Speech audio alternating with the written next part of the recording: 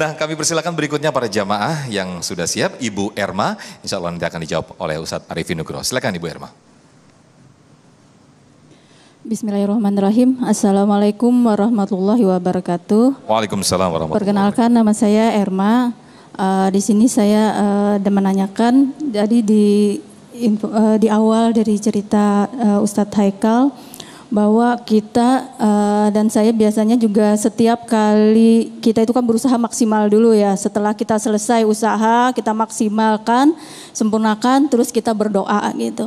Nah terus saya pernah ditegur, bukan berusaha dulu, ikhtiar lahir dulu, ikhtiar batin dulu. Jadi sebelum kita melaksanakan segala sesuatu, mungkin kita persiapkan itu dalam artian malam itu kita harus berdoa dulu untuk apa yang akan kita lakukan besok gitu. Seperti itu saya pernah ditegur.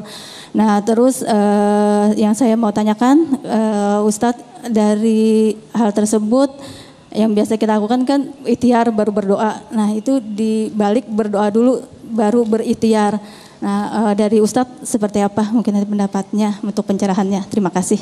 Baik, terima kasih Ibu Erma. Bisa kami mana yang terlebih dahulu atau mana yang didahulukan, ikhtiar zohir atau ikhtiar batin terlebih dahulu? Ustadz Arifin Nugroho, silakan. Ikhtiar batin atau ikhtiar zahir. Sebenarnya tadi Ustadz Haikal sudah menyampaikan kan bahwa namanya ikhtiar itu dua. Dan kalau ibu bertanya doa dulu apa ikhtiar dulu, tentu doa ini selalu menjadi senjata. Doa silahul mu'min. Karena doa ini yang akan menguatkan. Kalau orang sudah berdoa, maka yang akan Allah kuatkan yang pertama adalah dia diberikan kemampuan hidayah untuk berikhtiar, sabar dengan ikhtiarnya sampai mendapatkan jatah rezekinya yang halal. Ini penting. Karena berapa banyak orang betul sudah ikhtiar tapi tidak sabar dengan ikhtiarnya sehingga yang haram pun karena tergoda akhirnya buru-buru dia ambil. Saya teringat dengan satu kisah juga Kiai. Ini kisah seolah dinisbahkan juga kepada sahabat Ali radhiyallahu anhu. Satu saat ketika beliau itu datang ke rumah beliau, tiba-tiba di luar ada yang mengetuk. Assalamualaikum. Waalaikumsalam. Begitu sahabat Ali keluar ditanya ada apa?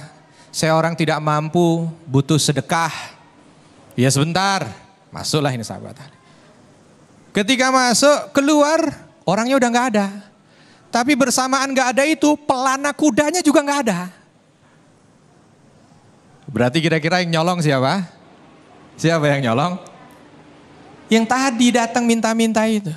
Lalu sahabat Ali ketika melihat pelana kuda, sudah. Sahabat Ali mengatakan, bukan rezekiku. Pelana kuda ini bukan rezeki. Dipanggil pembantunya, nih ambil, beli pelana kuda di pasar. Karena ini mau segera berangkat lagi. Berangkat nih orang, pembantunya sahabat Ali ini berangkat ke pasar, cari, dapat. Langsung begitu datang, ini pelana kuda baru dapat. Sahabat Ali kaget, lah ini pelana kuda saya yang tadi hilang. Yang tadi hilang, berapa harganya? Disebutkan harganya sekian, 40 dirham lah. Kata sahabat Ali apa? Ini kau beli dari siapa? Dari orang yang ada di pinggir pasar. Gimana orangnya? Begini. Persis yang tadi minta untuk dapat sedekah. Apa kata sahabat Ali? Sebenarnya orang itu tadi mau saya kasih 40 dirham ini sebagai sedekah. Tetapi dia tidak sabar. Sehingga dia ambil ini walaupun rezekinya juga 40 dirham. Sampai di pasar itu 40 dirham. Tapi dengan cara yang haram. Maka doa itu menjadi penting supaya apa? Allah kuatkan kita. Sabar, ikhtiar untuk bisa dapat yang halal. Orang sekarang kan tidak. Apalagi sekarang ditambah adanya media sosial begini kan. Udah bagus dia buka toko. Mungkin tokonya masih kecil. Begitu buka media sosial, lah temennya toko udah gede. Begitu. Jadi ini masalahnya di sini. Udah bagus dia ikhtiar masuk menjadi pegawai. Temannya tiba-tiba udah menjadi kepala bagian. Atau sama-sama kepala bagian tapi ini tiba-tiba rumahnya udah tingkat 2, tingkat 3. Itulah dia. Kadang-kadang kita ini bukan tidak mampu qanaah dengan rezeki tapi tidak mampu melihat orang lain. Itu masalahnya. Maka doa tadi supaya dikasih sabar. Doa itu fungsinya membuat kita sabar. Tapi juga doa berikutnya membuat kita itu Satu, faham. Habis sabar, sadar. Ya. Karena kadang-kadang ada orang itu karena ikhtiar, dia tidak sadar tadi saya mati-matian kok nggak dapat apa-apa, dia yang cuma duduk-duduk dapat. Berarti nggak sadar bahwa segala sesuatu ini sudah sesuai dengan kemampuan. Maka hati-hati.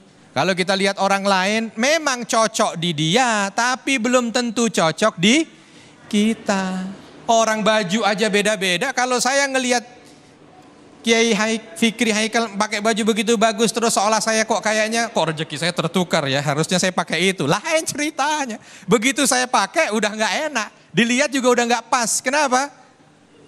Karena ukuran kita berbeda. Ini baru baju yang satu lembar, belum yang lain.